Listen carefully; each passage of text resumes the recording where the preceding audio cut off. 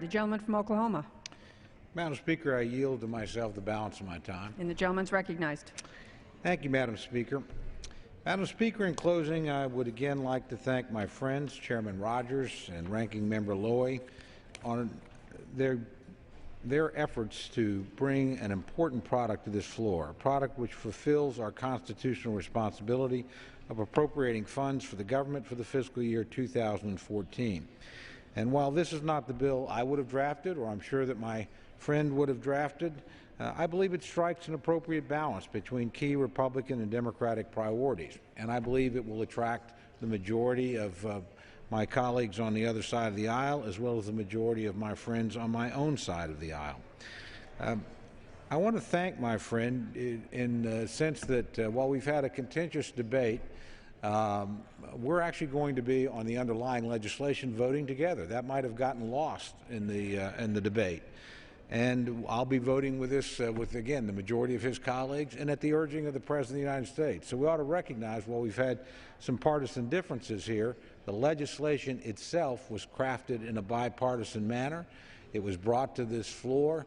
I would agree with my friend. I would have preferred 12 different bills and a lot more time, but we have got a limited time frame here. It was brought in a cooperative manner, both the ranking member and the chairman urging its passage.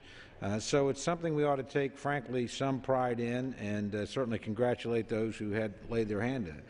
I want to also point out to my friend on the unemployment issue, here we probably do disagree, but the Speaker's made it apparent if there are appropriate pay-fors, he's willing to consider that. And without questioning my friends on the other side of the rotunda, so far they just simply haven't provided that. I think the Speaker's offer has been out there for quite considerable time, just before the end of the year, before the benefits ended. It's also worth noting that this does not affect regular unemployment benefits. Those are still there for all Americans. This is a program that's been extended 5 years. We're now in a time when the recession is 4 years in the rearview mirror and unemployment's been coming down. If it still needs to be extended for some people, we ought to find a way, in my view, to pay for it, and I think the Speaker's made it apparent that he would consider any serious proposal in that regard. So far, we haven't had that. Sometimes, Madam Speaker, the smart vote and the easy vote are the wrong vote. I know some of my friends on the other side, might decide to vote no on the underlying legislation. I never quibble with a rule vote. I respect that process, because there's, from their perspective, a lot to criticize here, and there's certainly from my side of the aisle a lot to criticize as well. And we're going to have some no votes. But I think there's not much question that the right vote here is to vote for the underlying legislation, assuming the rule's adopted, and I think it will be. And I think it's the right thing for the country. I think it's the right thing for the process itself to actually get back to regular order, to consider the bills in the manner that I know my friend would like them to be considered in, and to have an open amendment process, which we do on appropriations legislation.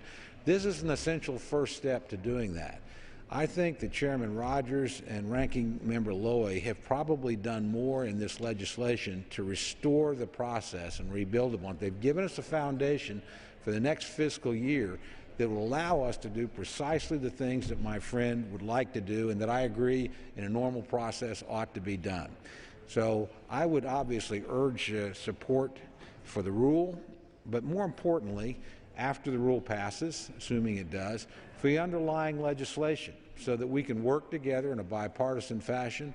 We can make sure we have no government shutdowns next year. I think that will actually do more to create jobs and economic certainty than probably any single thing we could do.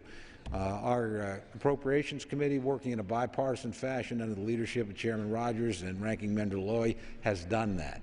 I would suggest it's probably something that all of us should reflect upon, congratulate upon, and then try to spread throughout the institution. If we work the way they worked in putting this bill together and bringing it to the floor on every other piece of legislation, I think the country would be well served, and frankly, all of us would have a great deal to be proud of.